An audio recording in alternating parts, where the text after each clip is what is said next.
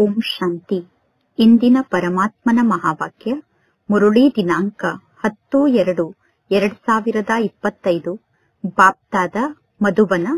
ಮಧುರ ಮಕ್ಕಳೇ, ಪರಮಾತ್ಮ ತಂದೆಯ ಮೂಲಕ ನಿಮಗೆ ಯಾವ ಅದ್ವೈತ್ಯ ಮತ ಪ್ರಾಪ್ತಿಯಾಗುತ್ತಿದೆಯೋ ಆ ಮತದಂತೆ ನಡೆದು ಕಲಿಯುಗದ ಮನುಷ್ಯರನ್ನು ಸತ್ಯುಗದ ದೇವತೆಗಳನ್ನಾಗಿ ಮಾಡುವಂತಹ ಶ್ರೇಷ್ಠ ಕರ್ತವ್ಯವನ್ನು ಮಾಡಬೇಕು. ಇಂದಿನ ಪ್ರಶ್ನೆಯಾಗಿದೆ, ಎಲ್ಲಾ ಮನುಷ್ಯರು ಏಕೆ ದುಃಖಿಗಳಾಗಿದ್ದಾರೆ? ಮನುಷ್ಯರು ದುಃಖಿಗಳಾಗಲು ಮುಖ್ಯ ಕಾರಣ ಏನಾಗಿದೆ? ಉತ್ತರ: ರಾವಣ ಎಲ್ಲರಿಗೂ ಶಾಪವನ್ನು ಕೊಟ್ಟಿದ್ದಾನೆ. ರಾವಣ ಎಲ್ಲರನ್ನೂ ಶ್ರಾಪಿತರನ್ನಾಗಿ ಮಾಡಿದ್ದಾನೆ. ಆದ್ದರಿಂದ ಎಲ್ಲರೂ ದುಃಖಿಗಳಾಗಿದ್ದಾರೆ. ಪರಮಾತ್ಮ ತಂದೆ ಆಸ್ತಿಯನ್ನು ನೀಡುತ್ತಾರೆ, ರಾವಣ ಶಾಪವನ್ನು ಕೊಡುತ್ತಾನೆ ಅನ್ನುವುದು ಜಗತ್ತಿನಲ್ಲಿ ಯಾರಿಗೂ ಗೊತ್ತಿಲ್ಲ. ಪರಮಾತ್ಮ ತಂದೆ ಆಸ್ತಿಯನ್ನು ನೀಡಿದ್ದಾರೆ. ಆದ್ದರಿಂದ ಭಾರತದ ನಿವಾಸಿಗಳು ಇಷ್ಟೊಂದು ಸುಖಿಗಳು, ಸ್ವರ್ಗಕ್ಕೆ ಮಾಲೀಕರಾಗಿದ್ದಾರೆ ಮತ್ತು ಪೂಜ್ಯರಾಗಿದ್ದಾರೆ. ಎಲ್ಲರೂ ಶ್ರಾಪಿತರಾಗುವ ಕಾರಣ ಪೂಜಾರಿಗಳಾಗುತ್ತಾರೆ. ಅಂದರೆ ರಾವಣನ ಮೂಲಕ ಶಾಪ ಸಿಗುವ ಕಾರಣ ಎಲ್ಲರೂ ಪೂಜಾರಿಗಳಾಗುತ್ತಾರೆ. ಓಂ ಶಾಂತಿ. ಮಕ್ಕಳಾದ ನೀವು ಮಧುಬನಕ್ಕೆ ಬರುತ್ತೀರಾ. ಬಾಪ್ತಾದರವರ ಜೊತೆಗೆ ಮಿಲನವನ್ನು ಮಾಡಲು ಬಾಪ್ತಾದರವರ ಬಳಿ ಮಧುಬನಕ್ಕೆ ಬರುತ್ತೀರಾ. ಯಾವಾಗ ನೀವು ಹಾಲ್ನಲ್ಲಿ ಬಂದು ಕುಳಿತುಕೊಳ್ಳುತ್ತೀರೋ ಆಗ ನೀವು ಮೊದಲು ನೋಡುತ್ತೀರಾ, ಇಲ್ಲಿ ಎಲ್ಲಾ ಸೋದರ ಸೋದರಿಯರು ಕುಳಿತಿದ್ದಾರೆ. ನಂತರ ಪುನಃ ನೀವು ನೋಡುತ್ತೀರಾ, ಈಗ ಬಾಪ್ತಾದ ಈ ಸೃಷ್ಟಿಗೆ ಬಂದಿದ್ದಾರೆ ಎಂದು. ಅಂದ ಮೇಲೆ ಪರಮಾತ್ಮ ತಂದೆಯ ನೆನಪಂತೂ ಬರುತ್ತದೆ ತಾನೆ. ನೀವೆಲ್ಲರೂ ಪ್ರಜಾಪಿತ ಬ್ರಹ್ಮರವರಿಗೆ ಮಕ್ಕಳಾಗಿದ್ದೀರಾ. ಪ್ರಜಾಪಿತ ಬ್ರಹ್ಮನಿಗೆ ಮಕ್ಕಳಾದ ನೀವೆಲ್ಲರೂ ಬ್ರಾಹ್ಮಣಿಯರಾಗಿದ್ದೀರಾ. ಜಗತ್ತಿನಲ್ಲಿರುವಂತಹ ಬ್ರಾಹ್ಮಣರಿಗೆ ಬ್ರಹ್ಮ ತಂದೆಯ ಬಗ್ಗೆ ಗೊತ್ತಿಲ್ಲ. ಮಕ್ಕಳಾದ ನಿಮಗೆ ಬ್ರಹ್ಮ ತಂದೆಯ ಬಗ್ಗೆ ಗೊತ್ತಿದೆ. ಪರಮಾತ್ಮ ತಂದೆ ಯಾವಾಗ ಈ ಸೃಷ್ಟಿಗೆ ಬರುತ್ತಾರೋ ಆಗ ಅವಶ್ಯವಾಗಿ ಬ್ರಹ್ಮ, ವಿಷ್ಣು, ಶಂಕರ ಮೂವರು ಈ ಸೃಷ್ಟಿಯಲ್ಲಿ ಬೇಕು. ಆದ್ದರಿಂದ ತ್ರಿಮೂರ್ತಿ ಶಿವ ಭಗವಾನ್ ವಾಚೆಂದು ಹೇಳುತ್ತಾರೆ. ಈಗ ಪರಮಾತ್ಮ ತಂದೆ ಬ್ರಹ್ಮ, ವಿಷ್ಣು, ಶಂಕರ ಮೂವರ ಮೂಲಕ ಮಾತನಾಡುವುದಿಲ್ಲ. ಈ ಎಲ್ಲಾ ಜ್ಞಾನದ ಮಾತನ್ನು ಚೆನ್ನಾಗಿ ಧಾರಣೆ ಮಾಡಿಕೊಳ್ಳಬೇಕು. ಬೇಹದ್ದಿನ ತಂದೆಯ ಮೂಲಕ ಅವಶ್ಯವಾಗಿ ಸ್ವರ್ಗದ ಆಸ್ತಿ ಸಿಗುತ್ತದೆ. ಆದ್ದರಿಂದ ಎಲ್ಲಾ ಭಕ್ತರು ಭಗವಂತ ತಂದೆಯಿಂದ ಏನನ್ನು ಬಯಸುತ್ತಾರೆ? ಜೀವನ್ ಮುಕ್ತಿ ನಮಗೆ ಸಿಗಬೇಕು ಎಂದು ಎಲ್ಲಾ ಭಕ್ತರು ಬಯಸುತ್ತಾರೆ. ಈಗ ಎಲ್ಲರೂ ಜೀವನ ಬಂಧನದಲ್ಲಿ ಇದ್ದಾರೆ. ಎಲ್ಲರೂ ಪರಮಾತ್ಮ ತಂದೆಯನ್ನು ನೆನಪು ಮಾಡುತ್ತಾರೆ. ಪರಮಾತ್ಮ ತಂದೆ, ನೀವು ಬಂದು ಈ ಬಂಧನದಿಂದ ನಮ್ಮನ್ನು ಮುಕ್ತ ಮಾಡಿ ಎಂದು ಎಲ್ಲರೂ ಪರಮಾತ್ಮ ತಂದೆಯನ್ನು ನೆನಪು ಮಾಡುತ್ತಾರೆ. ಈಗ ಮಕ್ಕಳಾದ ನಿಮಗೆ ಗೊತ್ತಿದೆ, ಪರಮಾತ್ಮ ತಂದೆ ಈಗ ಈ ಸೃಷ್ಟಿಗೆ ಬಂದಿದ್ದಾರೆ ಎಂದು. ಕಲ್ಪ ಕಲ್ಪದಲ್ಲೂ ಪರಮಾತ್ಮ ತಂದೆ ಈ ಸೃಷ್ಟಿಗೆ ಬರುತ್ತಾರೆ ಎಂದು ಮಕ್ಕಳಿಗೆ ಗೊತ್ತಿದೆ. ಎಲ್ಲರೂ ಕೂಗಿ ಕರೆಯುತ್ತಾರೆ, ನೀವು ಮಾತ್ಪಿತ ಆಗಿದ್ದೀರಾ ಎಂದು. ಆದರೆ ಮಾತ್ಪಿತ ಅನ್ನುವ ಶಬ್ದದ ಅರ್ಥ ಕೂಡ ಯಾರಿಗೂ ಗೊತ್ತಿಲ್ಲ. ನಿರಾಕಾರ ಪರಮಾತ್ಮ ತಂದೆಗೋಸ್ಕರ ನಾವು ಮಾತ್ಪಿತ ಎಂದು ಕರೆಯುತ್ತೇವೆ ಎಂದು ಎಲ್ಲರೂ ತಿಳಿದುಕೊಳ್ಳುತ್ತಾರೆ. ಮಾತ್ಪಿತ ಎಂದು ಪರಮಾತ್ಮ ತಂದೆಗೆ ಗಾಯನವನ್ನು ಕೂಡ ಮಾಡುತ್ತಾರೆ. ಆದರೆ ಭಕ್ತಿ ಮಾರ್ಗದಲ್ಲಿ ಮಾತ್ಪಿತ ಎಂದು ಪರಮಾತ್ಮ ತಂದೆಗೆ ಗಾಯನವನ್ನು ಮಾಡಿದ ನಂತರವೂ ಭಕ್ತರಿಗೆ ಪರಮಾತ್ಮ ತಂದೆಯ ಮೂಲಕ ಯಾವ ಪ್ರಾಪ್ತಿಯೂ ಸಿಗುವುದಿಲ್ಲ. ಈಗ ಮಕ್ಕಳಿಗೆ ಪರಮಾತ್ಮ ತಂದೆಯ ಮೂಲಕ ಆಸ್ತಿ ಸಿಗುತ್ತದೆ. ಕಲ್ಪದ ನಂತರ ಪುನಃ ನಿಮಗೆ ಪರಮಾತ್ಮ ತಂದೆಯ ಮೂಲಕ ಆಸ್ತಿ ಸಿಗುತ್ತದೆ. ಮಕ್ಕಳಿಗೆ ಗೊತ್ತಿದೆ, ಪರಮಾತ್ಮ ತಂದೆ ಬಂದು ಅರ್ಧ ಕಲ್ಪಕ್ಕೋಸ್ಕರ ನಮಗೆ ಆಸ್ತಿಯನ್ನು ನೀಡುತ್ತಾರೆ. ರಾವಣ ಪುನಃ ನಮಗೆ ಶಾಪವನ್ನು ನೀಡುತ್ತಾರೆ. ರಾವಣನ ಮೂಲಕ ಇಡೀ ಜಗತ್ತಿನಲ್ಲಿರುವ ಎಲ್ಲಾ ಆತ್ಮರು ಶ್ರಾಪಿತರಾಗಿದ್ದಾರೆ ಅನ್ನುವುದು ಜಗತ್ತಿನ ಜನರಿಗೆ ಗೊತ್ತಿಲ್ಲ. ರಾವಣನ ಮೂಲಕ ನಮ್ಮೆಲ್ಲರಿಗೂ ಶಾಪ ಸಿಕ್ಕಿದೆ ಅನ್ನುವುದು ಜಗತ್ತಿನ ಜನರಿಗೆ ಗೊತ್ತಿಲ್ಲ. ರಾವಣನ ಶಾಪ ಎಲ್ಲರಿಗೂ ತಾಕಿದೆ. ರಾವಣನ ಮೂಲಕ ಎಲ್ಲರಿಗೂ ಶಾಪ ಸಿಕ್ಕಿದೆ. ಆದ್ದರಿಂದ ಎಲ್ಲರೂ ದುಃಖಿಗಳಾಗಿದ್ದಾರೆ. ಭಾರತದ ನಿವಾಸಿಗಳು ಸುಖಿಗಳಾಗಿದ್ದರು. ನಿನ್ನೆ ಈ ಲಕ್ಷ್ಮೀ ನಾರಾಯಣರ ರಾಜ್ಯ ಭಾರತದಲ್ಲಿ ಇತ್ತು. ದೇವತೆಗಳ ಸಮ್ಮುಖಕ್ಕೆ ಹೋಗಿ ದೇವತೆಗಳ ಕಾಲಿಗೆ ನಮಸ್ಕಾರವನ್ನು ಮಾಡುತ್ತಾರೆ, ದೇವತೆಗಳ ಪೂಜೆಯನ್ನು ಮಾಡುತ್ತಾರೆ. ಆದರೆ ಸತ್ಯುಗ ಯಾವಾಗ ಇತ್ತು ಅನ್ನುವುದು ಯಾರಿಗೂ ಗೊತ್ತಿಲ್ಲ. ಈಗ ನೀವೇ ನೋಡಿ, ಸತ್ಯುಗದ ಆಯಸ್ಸು ಲಕ್ಷಾಂತರ ವರ್ಷ ಎಂದು ಶಾಸ್ತ್ರದಲ್ಲಿ ತೋರಿಸಿದ್ದಾರೆ. ಪುನಃ ತ್ರೇತಾಯುಗದ ಆಯಸ್ಸು ಲಕ್ಷಾಂತರ ವರ್ಷ, ದ್ವಾಪರ ಯುಗ ಮತ್ತು ಕಲಿಯುಗದ ಆಯಸ್ಸು ಲಕ್ಷಾಂತರ ವರ್ಷ. ಆದರೆ ಈ ಲೆಕ್ಕದಲ್ಲಿ ಮನುಷ್ಯರ ಸಂಖ್ಯೆ ಎಷ್ಟೊಂದು ಜಾಸ್ತಿ ಆಗಬೇಕಿತ್ತು. ಕೇವಲ ಸತ್ಯುಗದಲ್ಲೇ ಮನುಷ್ಯರ ಸಂಖ್ಯೆ ಬಹಳಷ್ಟು ಜಾಸ್ತಿ ಆಗಬೇಕಿತ್ತು. ಆದರೆ ಯಾವ ಮನುಷ್ಯರ ಬುದ್ಧಿಯಲ್ಲೂ ಈ ಜ್ಞಾನ ಕುಳಿತುಕೊಂಡಿಲ್ಲ. ಪರಮಾತ್ಮ ತಂದೆ ಕುಳಿತು ಮಕ್ಕಳಿಗೆ ತಿಳಿಸುತ್ತಿದ್ದಾರೆ. ನೀವೇ ನೋಡಿ, 33 ಕೋಟಿ ದೇವತೆಗಳು ಇರುತ್ತಾರೆ ಎಂದು ಗಾಯನ ಇದೆ. ಲಕ್ಷಾಂತರ ವರ್ಷದಲ್ಲಿ ಕೇವಲ 33 ಕೋಟಿ ಜನಸಂಖ್ಯೆಯಂತೂ ಇರಲು ಸಾಧ್ಯ ಇಲ್ಲ. ಅಂದ ಮೇಲೆ ಕಲಿಯುಗದ ಮನುಷ್ಯರಿಗೆ ಈ ಸಂಪೂರ್ಣ ಜ್ಞಾನವನ್ನು ನೀವು ತಿಳಿಸಬೇಕು. ಈಗ ನಿಮಗೆ ಗೊತ್ತಿದೆ, ಪರಮಾತ್ಮ ತಂದೆ ನಮ್ಮನ್ನು ಸ್ವಚ್ಛ ಬುದ್ಧಿಯವರನ್ನಾಗಿ ಮಾಡುತ್ತಿದ್ದಾರೆ. ರಾವಣ ನಮ್ಮನ್ನು ಕೊಳಕು ಬುದ್ಧಿಯವರನ್ನಾಗಿ ಮಾಡುತ್ತಾರೆ. ಮುಖ್ಯ ಮಾತು ಅಂದರೆ ಸ್ವಚ್ಛ ಬುದ್ಧಿ ಉಳ್ಳವರಾಗುವುದಾಗಿದೆ. ಸತ್ಯುಗದಲ್ಲಿ ಎಲ್ಲರೂ ಪವಿತ್ರರಾಗಿರುತ್ತಾರೆ. ಸತ್ಯುಗದಲ್ಲಿ ಎಲ್ಲರೂ ಪವಿತ್ರರಾಗಿರುತ್ತಾರೆ. ಈ ಕಲಿಯುಗದಲ್ಲಿ ಎಲ್ಲರೂ ಅಪವಿತ್ರರಾಗಿದ್ದಾರೆ. ರಾಮರಾಜ್ಯ ಯಾವ ಸಮಯದಿಂದ ಹಿಡಿದು ಯಾವ ಸಮಯದವರೆಗೆ ಇರುತ್ತದೆ ಅನ್ನುವುದು ಯಾರಿಗೂ ಗೊತ್ತಿಲ್ಲ. ಅಂದರೆ ರಾಮರಾಜ್ಯ ಎಷ್ಟು ಸಮಯದವರೆಗೆ ಇರುತ್ತದೆ ಅನ್ನುವುದು ಯಾರಿಗೂ ಗೊತ್ತಿಲ್ಲ. ರಾವಣ ರಾಜ್ಯ ಯಾವ ಸಮಯದಿಂದ ಹಿಡಿದು ಯಾವ ಸಮಯದವರೆಗೆ ಇರುತ್ತದೆ, ಅಂದರೆ ರಾವಣ ರಾಜ್ಯ ಎಷ್ಟು ಸಮಯದವರೆಗೆ ಇರುತ್ತದೆ ಅನ್ನುವುದು ಕೂಡ ಯಾರಿಗೂ ಗೊತ್ತಿಲ್ಲ. ಎಲ್ಲರೂ ತಿಳಿದುಕೊಂಡಿದ್ದಾರೆ ಇದೇ ರಾಮರಾಜ್ಯ ಆಗಿದೆ ಮತ್ತು ಇದೇ ರಾವಣ ರಾಜ್ಯ ಆಗಿದೆ ಎಂದು. ಜಗತ್ತಿನಲ್ಲಿ ಅನೇಕ ಮತಾಂತರಗಳಿದೆ. ಜಗತ್ತಿನಲ್ಲಿ ಎಷ್ಟೊಂದು ಜನ ಮನುಷ್ಯರಿದ್ದಾರೆ. ಜಗತ್ತಿನಲ್ಲಿ ಎಷ್ಟು ಜಾಸ್ತಿ ಜನ ಮನುಷ್ಯರಿದ್ದಾರೋ ಅಷ್ಟು ಮತ ಇದೆ. ಈಗ ಇಲ್ಲಿ ಮಕ್ಕಳಾದ ನಿಮಗೆ ಕೇವಲ ಒಂದೇ ಒಂದು ಅದ್ವೈತ್ಯ ಮತ ಪ್ರಾಪ್ತಿಯಾಗುತ್ತಿದೆ. ಆ ಅದ್ವೈತ್ಯ ಮತವನ್ನು ಪರಮಾತ್ಮ ತಂದೆ ನಮಗೆ ನೀಡುತ್ತಾರೆ. ಈಗ ನೀವು ಬ್ರಹ್ಮನ ಮೂಲಕ ದೇವತೆಗಳಾಗುತ್ತೀರಾ. ದೇವತೆಗಳಿಗೆ ಮಹಿಮೆಯನ್ನು ಮಾಡಲಾಗುತ್ತದೆ. ಸರ್ವಗುಣ ಸಂಪನ್ನರು, 16 ಕಲಾ ಸಂಪೂರ್ಣರು ಎಂದು ದೇವತೆಗಳಿಗೆ ಮಹಿಮೆಯನ್ನು ಮಾಡಲಾಗುತ್ತದೆ. ದೇವತೆಗಳು ಕೂಡ ಮನುಷ್ಯರೇ ಆಗಿದ್ದಾರೆ. ಏಕೆ ಮನುಷ್ಯರಿಗೆ ಮಹಿಮೆಯನ್ನು ಮಾಡಲಾಗುತ್ತದೆ? ಅವಶ್ಯವಾಗಿ ಸತ್ಯುಗದ ಮನುಷ್ಯರಿಗೂ ಕಲಿಯುಗದ ಮನುಷ್ಯರಿಗೂ ಅಂತರ ಅಂತೂ ಇರಲೇಬೇಕು ತಾನೆ. ಈಗ ಮಕ್ಕಳಾದ ನೀವು ನಂಬರ್ ವಾರ್ ಪುರುಷಾರ್ಥದ ಅನುಸಾರ ಮನುಷ್ಯರನ್ನು ದೇವತೆಯನ್ನಾಗಿ ಮಾಡುವಂತಹ ಕರ್ತವ್ಯವನ್ನು ಕಲಿಯುತ್ತಿದ್ದೀರಾ. ಕಲಿಯುಗದ ಮನುಷ್ಯರನ್ನು ನೀವು ಸತ್ಯುಗದ ದೇವತೆಯನ್ನಾಗಿ ಮಾಡುತ್ತೀರಾ.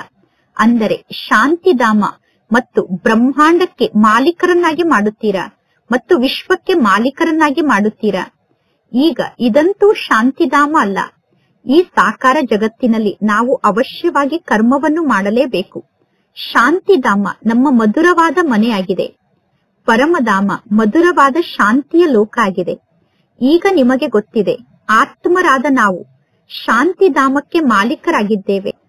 ಆತ್ಮರಾದ ನಾವು ಬ್ರಹ್ಮಾಂಡಕ್ಕೆ ಮಾಲೀಕರಾಗಿದ್ದೇವೆ. ಆ ಬ್ರಹ್ಮಾಂಡದಲ್ಲಿ ನಾವು ಸುಖ ದುಃಖದಿಂದ ಭಿನ್ನ ಆಗಿರುತ್ತೇವೆ. ಪುನಃ ಸತ್ಯುಗದಲ್ಲಿ ನಾವು ವಿಶ್ವಕ್ಕೆ ಮಾಲೀಕರಾಗುತ್ತೇವೆ. ಈಗ ಮಕ್ಕಳಾದ ನೀವು ಯೋಗ್ಯರಾಗುತ್ತಿದ್ದೀರಾ. ನಿಮ್ಮ ಗುರಿ ಉದ್ದೇಶ ನಿಮ್ಮ ಸಮ್ಮುಖದಲ್ಲೇ ಇದೆ. ಮಕ್ಕಳಾದ ನೀವು ಯೋಗ ಬಲ ಉಳ್ಳಂತಹ ಆತ್ಮರಾಗಿದ್ದೀರಾ. ಜಗತ್ತಿನಲ್ಲಿ ಇರುವಂತಹ ಜನ ಬಾಹುಬಲ ಉಳ್ಳವರಾಗಿದ್ದಾರೆ. ನೀವೀಗ ಯುದ್ಧದ ಮೈದಾನದಲ್ಲಿ ಇದ್ದೀರಾ. ಆದರೆ ನೀವು ಡಬ್ಬಲ್ ಅಹಿಂಸಕರಾಗಿದ್ದೀರಾ. ಜಗತ್ತಿನಲ್ಲಿ ಇರುವಂತವರು ಹಿಂಸಕರಾಗಿದ್ದಾರೆ. ಕಾಮ ವಿಕಾರಕ್ಕೆ ಹಿಂಸೆ ಎಂದು ಕರೆಯಲಾಗುತ್ತದೆ. ಸನ್ಯಾಸಿಗಳು ತಿಳಿದುಕೊಂಡಿದ್ದಾರೆ ಕಾಮ ವಿಕಾರ ಹಿಂಸೆಯಾಗಿದೆ ಎಂದು. ಆದ್ದರಿಂದ ಸನ್ಯಾಸಿಗಳು ಕಾಮ ವಿಕಾರವನ್ನು ತ್ಯಾಗ ಮಾಡಿ ಪವಿತ್ರರಾಗುತ್ತಾರೆ. ಆದರೆ ನಿಮ್ಮನ್ನು ಬಿಟ್ಟು ಬೇರೆ ಯಾರು ಪರಮಾತ್ಮ ತಂದೆಯ ಜೊತೆಗೆ ಪ್ರೀತಿಯನ್ನು ಜೋಡಣೆ ಮಾಡುವುದಿಲ್ಲ. ಪ್ರಿಯತಮ ಮತ್ತು ಪ್ರಿಯತಮೆಗೆ ಪರಸ್ಪರರ ಬಗ್ಗೆ ಪ್ರೀತಿ ಇರುತ್ತದೆ. ಆ ಲೌಕಿಕ ಜಗತ್ತಿನ ಪ್ರಿಯತಮ ಪ್ರಿಯತಮೆಯರು ಒಂದು ಜನ್ಮಕ್ಕೋಸ್ಕರ ಪ್ರಿಯತಮ ಪ್ರಿಯತಮೆಯರಾಗಿದ್ದಾರೆ ಎಂದು ಗಾಯನವನ್ನು ಮಾಡಲಾಗುತ್ತದೆ.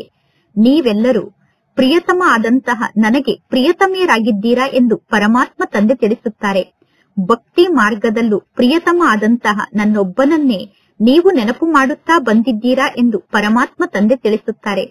ಈಗ ನಾನು ನಿಮಗೆ ತಿಳಿಸುತ್ತೇನೆ, ಈ ಒಂದು ಅಂತಿಮ ಜನ್ಮದಲ್ಲಿ ನೀವು ಕೇವಲ ಪವಿತ್ರರಾಗಿ ಮತ್ತು ಯಥಾರ್ಥವಾಗಿ ನನ್ನನ್ನು ನೆನಪು ಮಾಡಿ. ನಂತರ ಪುನಃ ಸತ್ಯುಗದಲ್ಲಿ ನೀವು ತಂದೆಯಾದ ನನ್ನನ್ನು ನೆನಪು ಮಾಡುವುದರಿಂದ ಕೂಡ ಮುಕ್ತ ಆಗಿರುತ್ತೀರಾ. ಸತ್ಯುಗದಲ್ಲಿ ಪರಮಾತ್ಮ ತಂದೆಯನ್ನು ನೆನಪು ಮಾಡುವಂತಹ ಅವಶ್ಯಕತೆ ಇರುವುದಿಲ್ಲ. ದುಃಖ ಇದ್ದಾಗ ಎಲ್ಲರೂ ಪರಮಾತ್ಮ ತಂದೆಯ ಸ್ಮರಣೆಯನ್ನು ಮಾಡುತ್ತಾರೆ. ಇದು ನರಕ ಆಗಿದೆ. ಈ ನರಕಕ್ಕೆ ಸ್ವರ್ಗ ಎಂದು ಕರೆಯಲು ಸಾಧ್ಯ ಇಲ್ಲ. ಈ ಕಲಿಯುಗಕ್ಕೆ ಸ್ವರ್ಗ ಎಂದು ಕರೆಯಲು ಸಾಧ್ಯ ಇಲ್ಲ. ದೊಡ್ಡ ವ್ಯಕ್ತಿಗಳು ಯಾರು ಬಹಳಷ್ಟು ಧನವಂತರಾಗಿದ್ದಾರೋ ಶ್ರೀಮಂತರಾಗಿದ್ದಾರೋ ಅವರು ತಿಳಿದುಕೊಂಡಿದ್ದಾರೆ, ನಮ್ಮ ಪಾಲಿಗೆ ಇದೇ ಸ್ವರ್ಗ ಆಗಿದೆ.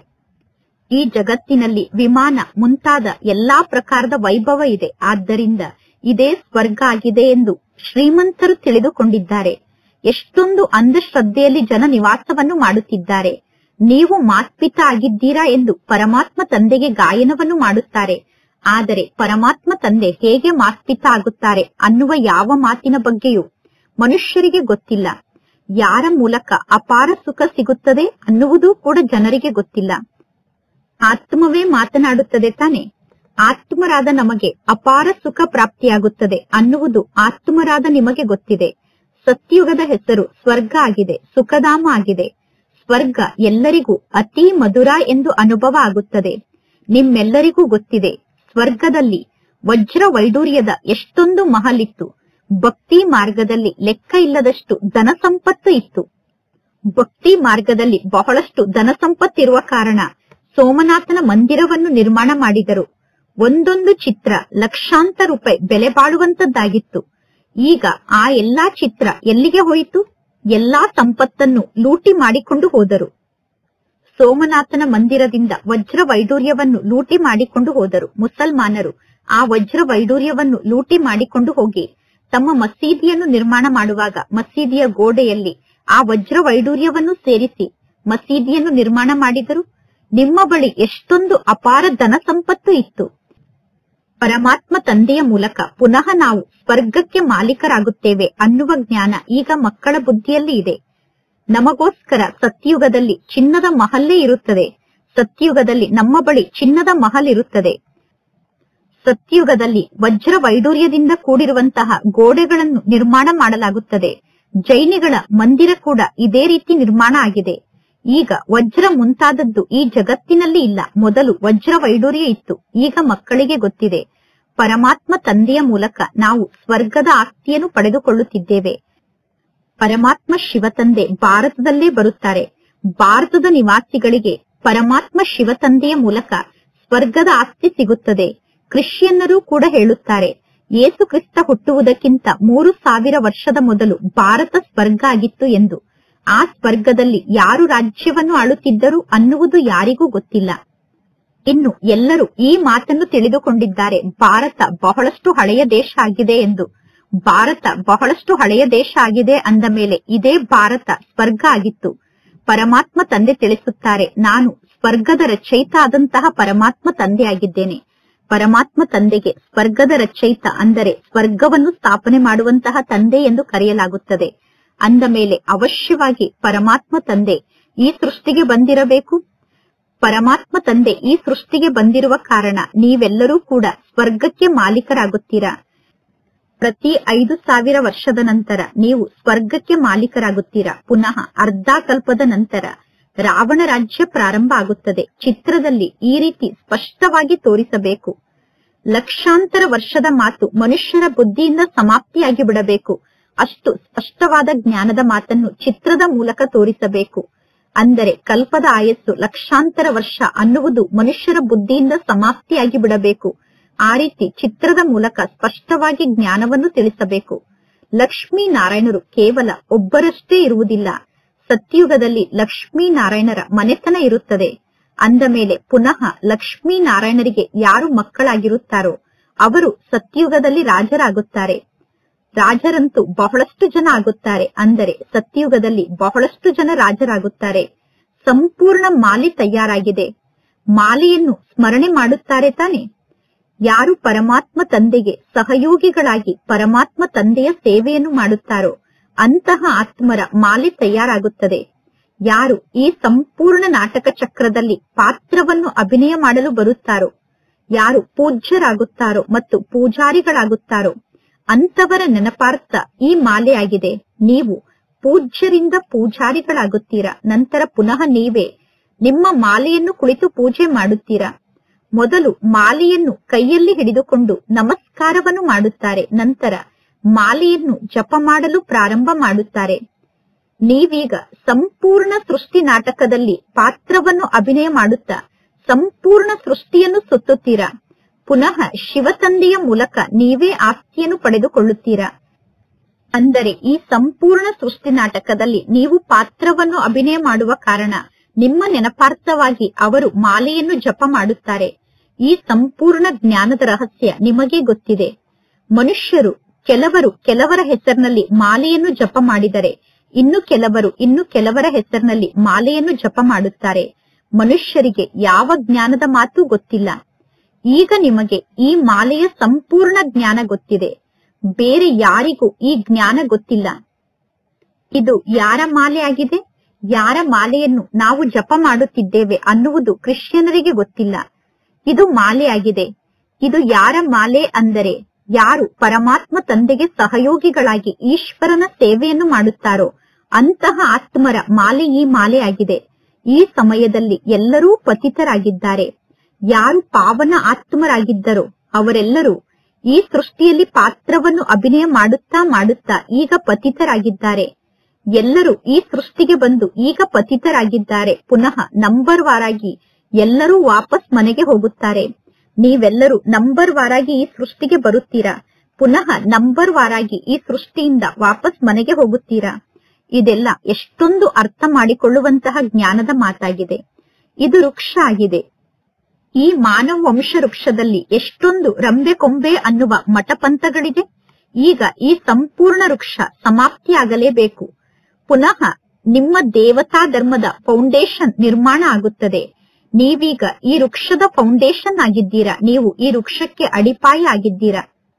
ಈ ವೃಕ್ಷದ ಫೌಂಡೇಶನ್ ಅಲ್ಲಿ ಸೂರ್ಯವಂಶಿ ಮತ್ತು ಚಂದ್ರವಂಶಿ ಎರಡೂ ಮನೆತನದ ಆತ್ಮರಿದ್ದಾರೆ. ಸತ್ಯುಗ ಮತ್ತು ತ್ರೇತಾಯುಗದಲ್ಲಿ ಯಾರು ರಾಜ್ಯವನ್ನು ಆಳುತ್ತಿದ್ದರೋ ಈಗ ಆ ಆತ್ಮರ ಧರ್ಮವೇ ಇಲ್ಲ. ಕೇವಲ ಆ ಆತ್ಮರ ಚಿತ್ರ ಮಾತ್ರ ಇದೆ. ಯಾವ ದೇವತೆಗಳ ಚಿತ್ರ ಈಗ ಇದೆಯೋ ಆ ದೇವತೆಗಳ ಜೀವನದ ಕಥೆಯನ್ನು ಅರ್ಥ ಮಾಡಿಕೊಳ್ಳಬೇಕು. ಜಗತ್ತಿನ ಜನ ಹೇಳುತ್ತಾರೆ ಇದು ಲಕ್ಷಾಂತರ ವರ್ಷಕ್ಕಿಂತ ಹಳೆಯ ವಸ್ತು ಆಗಿದೆ ಎಂದು. ವಾಸ್ತವದಲ್ಲಿ ಹಳಬರಿಗಿಂತ ಹಳಬರು ಅಂದರೆ ಆದಿ ಸನಾತನ ದೇವಿ ದೇವತಾ ಧರ್ಮದವರೇ ಆಗಿದ್ದಾರೆ. ವಾಸ್ತವದಲ್ಲಿ ಬಹಳಷ್ಟು ಹಳೆಯ ಧರ್ಮ ಅಂದರೆ ಆದಿ ಸನಾತನ ದೇವಿ ದೇವತಾ ಧರ್ಮ ಆಗಿದೆ. ಅದಕ್ಕಿಂತ ಮೊದಲು ಬೇರೆ ಯಾವ ವಸ್ತುವೂ ಇರಲು ಸಾಧ್ಯ ಇಲ್ಲ.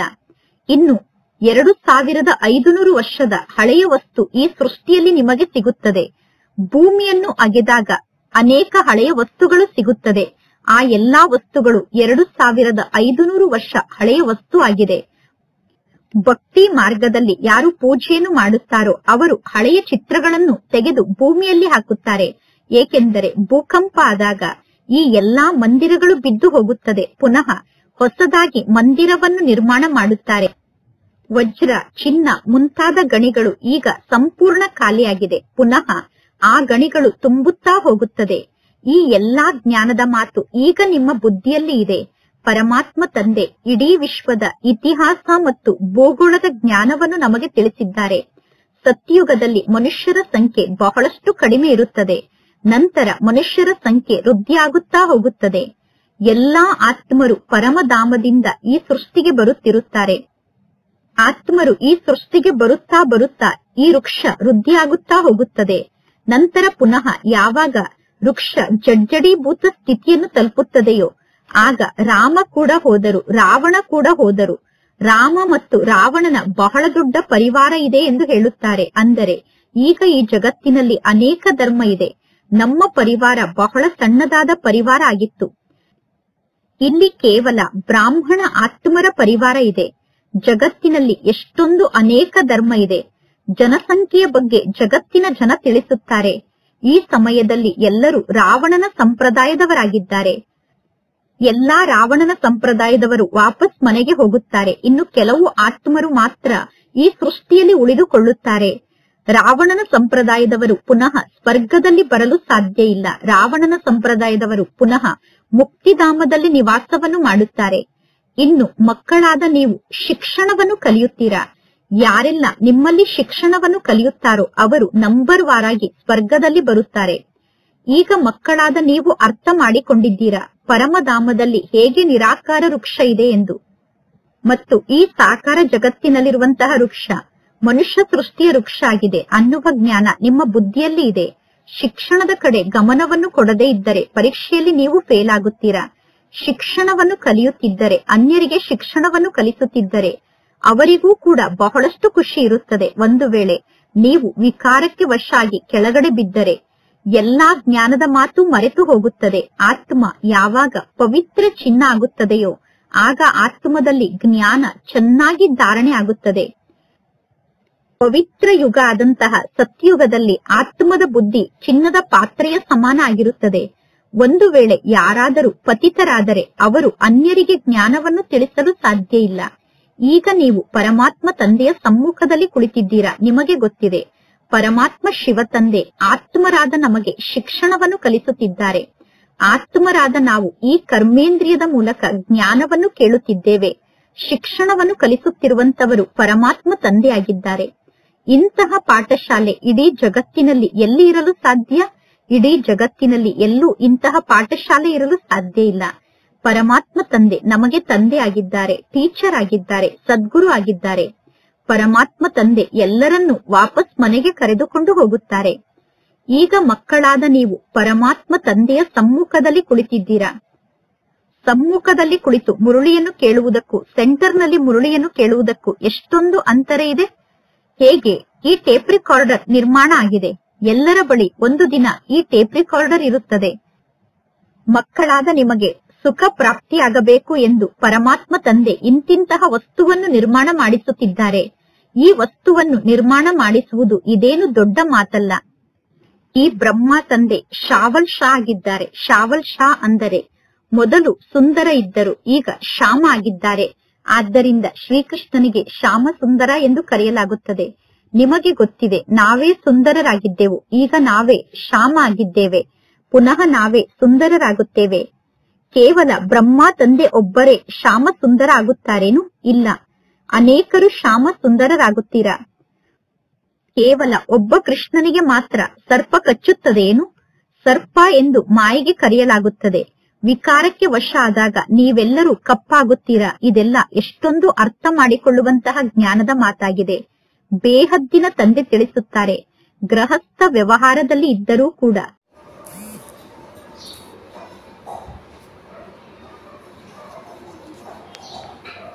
ಸೇರಿಕೊಳ್ಳುತ್ತದೆ. ಈಗ ಪರಮಾತ್ಮ ತಂದೆ ತಿಳಿಸುತ್ತಾರೆ, ಕೇವಲ ತಂದೆಯಾದ ನನ್ನೊಬ್ಬನನ್ನೇ ನೀವು ನೆನಪು ಮಾಡಿ. ಇನ್ನು ನೀರಿನ ನದಿಯಲ್ಲಿ ಸ್ನಾನವನ್ನು ಮಾಡುವುದರಿಂದ ಯಾರೂ ಪಾವನ ಆಗಲು ಸಾಧ್ಯ ಇಲ್ಲ. ನೀರು ಕೂಡ ತತ್ವ ಆಗಿದೆ. ಪಂಚತತ್ವ ಎಂದು ಕರೆಯಲಾಗುತ್ತದೆ ತಾನೆ. ಪಂಚತತ್ವದಲ್ಲಿ ಒಂದು ತತ್ವ ಆದಂತಹ ನದಿ ಹೇಗೆ ಪತಿತ ಪಾವನೆ ಆಗಲು ಸಾಧ್ಯ? ನದಿ ಸಮುದ್ರದಿಂದ ಹುಟ್ಟುತ್ತದೆ.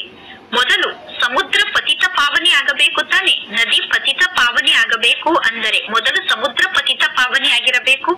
ಒಳ್ಳೆಯದು. ಮಧುರಾತಿ ಮಧುರ ಅಗಲಿ ಹೋಗಿ ಮರಳಿ ಸಿಕ್ಕಿರುವ ಮಕ್ಕಳ ಪ್ರತಿ ಮಾಸ್ಪಿತಾ ಬಾಪ್ತಾದರವರ ನೆನಪು, ಪ್ರೀತಿ ಹಾಗೂ ಸುಪ್ರಭಾತ. ಆತ್ಮಿಕ ಮಕ್ಕಳಿಗೆ ಆತ್ಮಿಕ ತಂದೆಯ ನಮಸ್ತೆ. ಆತ್ಮಿಕ ತಂದೆಗೆ ಆತ್ಮಿಕ ಮಕ್ಕಳ ನೆನಪು, ಪ್ರೀತಿ ಹಾಗೂ ನಮಸ್ತೆ ನಮಸ್ತೆ ನಮಸ್ತೆ. ಧಾರಣೆಗೋಸ್ಕರ ಮುಖ್ಯ ಸಾರ. ಫಸ್ಟ್ ಪಾಯಿಂಟ್, ವಿಜಯ ಮಾಲೆಯಲ್ಲಿ ಬರುವುದಕ್ಕೋಸ್ಕರ ಪರಮಾತ್ಮ ತಂದೆಗೆ ಸಹಯೋಗಿಗಳಾಗಿ ಸೇವೆಯನ್ನು ಮಾಡಬೇಕು. ಒಬ್ಬ ಪ್ರಿಯತಮ ಆದಂತಹ ಪರಮಾತ್ಮ ತಂದೆಯ ಜೊತೆಗೆ ಸತ್ಯ ಪ್ರೀತಿಯನ್ನು ಜೋಡಣೆ ಮಾಡಬೇಕು. ಒಬ್ಬ ಪರಮಾತ್ಮ ತಂದೆಯನ್ನೇ ನೆನಪು ಮಾಡಬೇಕು. ಸೆಕೆಂಡ್ ಪಾಯಿಂಟ್, ನಿಮ್ಮ ಎಕ್ಯುರೇಟ್ ಆದಂತಹ ಗುರಿ ಉದ್ದೇಶವನ್ನು ಸಮ್ಮುಖದಲ್ಲಿ ಇಟ್ಟುಕೊಂಡು ಸಂಪೂರ್ಣ ಪುರುಷಾರ್ಥವನ್ನು ಮಾಡಬೇಕು. ಡಬ್ಬಲ್ ಅಹಿಂಸಕರಾಗಿ ಮನುಷ್ಯರನ್ನು ದೇವತೆಯನ್ನಾಗಿ ಮಾಡುವಂತಹ ಶ್ರೇಷ್ಠ ಕರ್ತವ್ಯವನ್ನು ಮಾಡಬೇಕು. ಇಂದಿನ ವರದಾನ ಆಗಿದೆ. ವಿಜಯೀತನದ ನಶೆಯ ಮೂಲಕ ಸದಾ ಹರ್ಷಿತರಾಗಿರುವಂತಹ, ಸರ್ವ ಆಕರ್ಷಣೆಯಿಂದ ಮುಕ್ತರಾಗಿ ವಿಜಯೀ ರತ್ನ ಆದಂತಹ ಆತ್ಮರ ನೆನಪಾರ್ಥವಾಗಿ ಪರಮಾತ್ಮ ತಂದೆಯ ಕೊರಳಿನ ಹಾರವನ್ನು ಇಲ್ಲಿಯವರೆಗೂ ಪೂಜೆ ಮಾಡಲಾಗುತ್ತದೆ ಅಂದ ಮೇಲೆ ಸದಾ ನಿಮಗೆ ಇದೇ ನಶೆ ಇರಬೇಕು. ನಾನು ಪರಮಾತ್ಮ ತಂದೆಯ ಕೊರಳಿನ ಹಾರ ಆದಂತಹ ವಿಜಯೀ ರತ್ನ ಆತ್ಮ ಆಗಿದ್ದೇನೆ. ನಾನು ವಿಶ್ವಕ್ಕೆ ಮಾಲೀಕ ಆದಂತಹ ಪರಮಾತ್ಮ ತಂದೆಗೆ ಬಾಲಕ ಆಗಿದ್ದೇನೆ. ನನಗೆ ಯಾವ ಪ್ರಾಪ್ತಿ ಸಿಕ್ಕಿದೆಯೋ ಆ ಪ್ರಾಪ್ತಿ ಬೇರೆ ಯಾರಿಗೂ ಸಿಗಲು ಸಾಧ್ಯ ಇಲ್ಲ ಅನ್ನುವ ನಶೆ ಮತ್ತು ಖುಷಿ ಸ್ಥಿರವಾಗಿ ಇರಬೇಕು. ಆಗ ಎಲ್ಲಾ ಪ್ರಕಾರದ ಆಕರ್ಷಣೆಯಿಂದ ದೂರ ಆಗಿರುತ್ತೀರಾ. ಯಾರು ಸದಾ ವಿಜಯಿಗಳಾಗಿದ್ದಾರೋ ಅವರು ಸದಾ ಹರ್ಷಿತರಾಗಿ ಇರುತ್ತಾರೆ. ಒಬ್ಬ ಪರಮಾತ್ಮ ತಂದೆಯ ನೆನಪಿನ ಆಕರ್ಷಣೆಯಲ್ಲೇ ಅವರು ಆಕರ್ಷಿತರಾಗಿರುತ್ತಾರೆ. ಒಬ್ಬರ ಅಂತ್ಯದಲ್ಲಿ ಸಮಾವೇಶ ಆಗುವುದು ಅಂದರೆ ಏಕಾಂತವಾಸಿಗಳಾಗುವುದು. ಒಬ್ಬ ಪರಮಾತ್ಮ ತಂದೆ ತಂದೆಯ ನೆನಪಿನಲ್ಲಿ ಸಮಾವೇಶ ಆಗಬೇಕು ಅಂದರೆ ಒಬ್ಬ ತಂದೆಯ ಪ್ರೀತಿಯ ಅಂತ್ಯದಲ್ಲಿ ಸಮಾವೇಶ ಆಗುವುದು ಅಂದರೆ ಏಕಾಂತದ ನಿವಾಸಿಗಳಾಗುವುದಾಗಿದೆ. ಒಳ್ಳೆಯದು. ಇಂದಿನ ಅವ್ಯಕ್ತ ಸೂಚನೆಯಾಗಿದೆ. ಏಕಾಂತ ಪ್ರಿಯರಾಗಿ ಏಕತೆ ಮತ್ತು ಏಕಾಗ್ರತೆಯನ್ನು ನಿಮ್ಮದನ್ನಾಗಿ ಮಾಡಿಕೊಳ್ಳಿ. ಈಗ ನೀವೆಲ್ಲರೂ ಸೇರಿ ಒಬ್ಬರು ಇನ್ನೊಬ್ಬರಲ್ಲಿ ಸಾಹಸವನ್ನು ತುಂಬಿ ಎಲ್ಲರೂ ಇದೇ ಸಂಕಲ್ಪವನ್ನು ಮಾಡಬೇಕು. ನಾವೀಗ ಸಮಯವನ್ನು ಸಮೀಪಕ್ಕೆ ತರಲೇಬೇಕು. ಆತ್ಮರಿಗೆ ಮುಕ್ತಿಯನ್ನು ಪ್ರಾಪ್ತಿ ಮಾಡಿಸಲೇಬೇಕು. ಆದರೆ ಆತ್ಮರಿಗೆ ಯಾವಾಗ ಮುಕ್ತಿಯನ್ನು ಪ್ರಾಪ್ತಿ ಮಾಡಿಸಲು ಸಾಧ್ಯ ಆಗುತ್ತದೆ ಅಂದರೆ ಯಾವಾಗ ನಿಮ್ಮ ವಿಚಾರವನ್ನು ನೀವು ಸ್ಮೃತಿ ಸ್ವರೂಪದಲ್ಲಿ ತರುತ್ತೀರೋ, ಅಂದರೆ ನಿಮ್ಮ ಯೋಚನೆಯನ್ನು ಸ್ಮೃತಿ ಸ್ವರೂಪದಲ್ಲಿ ತಂದಾಗ ನೀವು ಅನ್ಯ ಆತ್ಮರಿಗೆ ಮುಕ್ತಿಯನ್ನು ಪ್ರಾಪ್ತಿ ಮಾಡಿಸಲು ಸಾಧ್ಯ ಆಗುತ್ತದೆ. ಎಲ್ಲಿ ಏಕತೆ ಮತ್ತು ದೃಢತೆ ಇದೆಯೋ ಅಲ್ಲಿ ಅಸಂಭವ ಕೂಡ ಸಂಭವ ಆಗಿಬಿಡುತ್ತದೆ. ಒಳ್ಳೆಯದು. ಓಂ ಶಾಂತಿ.